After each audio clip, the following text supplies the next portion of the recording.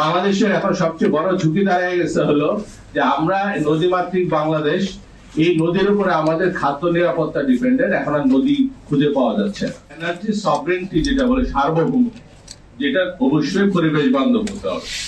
আমরা এনার্জি ইন্ডিপেন্ডেন্সের নামে আবার আমরা আরেকটা কাপ্তাইলে জলবিদ্যুৎ চাই না, যেটা দিয়ে আমরা আমাদের নদী নষ্ট হয়ে যাবে, আমাদের মানুষ বাস্তুচ্যুত হবে।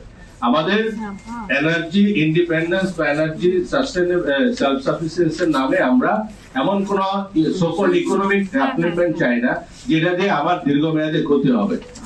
বাংলাদেশের এখন সবচেয়ে বড় ঝুঁকি দাঁড়িয়ে গেছে হলো যে আমরা নদীমাতৃক বাংলাদেশ, এই নদীর উপরে আমাদের খাদ্য নিরাপত্তা ডিপেন্ডেন্ট। এখন আর নদী খুঁজে পাওয়া যাচ্ছে না।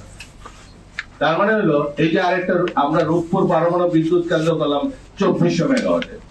তো 2400 মেগাওয়াটের যে বিদ্যুৎ কেন্দ্র যে টাকাটা দিয়ে করলাম, এই একই টাকা দিয়ে কিন্তু আমরা 20,000 মেগাওয়াট রিনিউয়েবল এনার্জি অন্যটা করতে সোলার করতে পারি।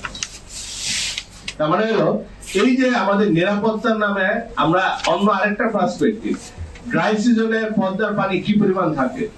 তো এই রূপপুর পারমাণবিক বিদ্যুৎ কেন্দ্রের জন্য যে পরিমাণ পানি লাগবে কুলিং করার জন্য অন্যান্য, এটা কি আমরা যদি আপস্ট্রিম থেকে ভারতের থেকে পানি না আসে তাহলে অবস্থা কি দাঁড়াবে। তার মানে হলো আমাদের এমন কোন রিকমেন্ডেশন যাওয়া যাবে না, এমন কোন চিন্তায় যাওয়া যাবে না যেটা দীর্ঘমেয়াদে আপনাকে আবার নিরাপত্তাহীন করবে। আপনি কি নিশ্চিত যে ইয়াতে আমাদের বে অফ বেঙ্গলে অথবা মালাক্কা প্রণালীতে আবার কোনো গ্যাঞ্জাম লাগবে না এবং আপনার এনার্জি সাপ্লাই চেইন আবার বিঘ্নিত হবে না? আপনি কি নিশ্চিত? যেটার উপর আপনার আমার নিয়ন্ত্রণ নাই, সেটার উপর নির্ভর করে কোনোদিন নিরাপত্তা তৈরি করা যায়। আপনি বন্দুক কিনলেন আর গুলি রাখলেন, মেল মারে গেছে, তাহলে হবে? আপনার নিরাপত্তা হবে? বিষয়টা তো তাই করছি আমরা এতদিন।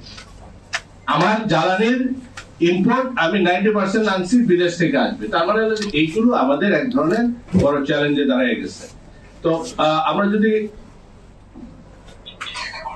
দেখি যে পাকিস্তান, ভিয়েতনাম বা চায়না বা কেনিয়াতে তারা যে এই যে লার্জ স্কেল সোলারে যেতে পারলো, এখানে কি কি তারা বাংলাদেশ কি কি লেসন আছে? প্রথম কথা হলো যে পাকিস্তানে যে 25% গিয়েছে তার মেইনলি সুযোগটা নিয়েছে ব্যাপকভাবে ফাস্ট ট্র্যাক রুফটপ সোলারে তারা করেছে।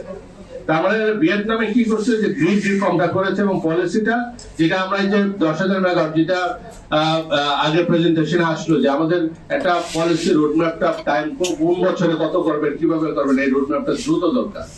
তো এটা না হলে তো আপনি ইনভেস্টমেন্ট কিভাবে করবেন, কার উপরে ডিপেন্ডেন্ট? পলিসি কন্টিনিউটি থাকা দরকার। তো আমরা চায়নাতে কি করছে, লোকাল ইন্ডাস্ট্রি, আমাদের এসএমই সেক্টর প্রায় 80%, আমার উৎপাদন 80% এসএমই সেক্টরে, আমার এমপ্লয়মেন্ট 80 থেকে 90% এসএমই সেক্টরে। আমার এটা যত রুফটপে আমি সোলারে দিতে পারবো, যেটা দেখাইলাম 12,000 মেগাওয়াট, যতটা আমরা দিতে পারবো তাড়াতাড়ি, আলটিমেটলি আমার ইকোনমি বাঁচবে, মানুষের সরকারের যে টার্গেট এমপ্লয়মেন্ট সেটাও সুরক্ষা দেওয়া সম্ভব। এবং কেনিয়াতে তারা যেটা করছে ডোমেস্টিক ফাইন্যান্স কে বেশি প্রায়োরিটি দিচ্ছে, সুযোগ আছে।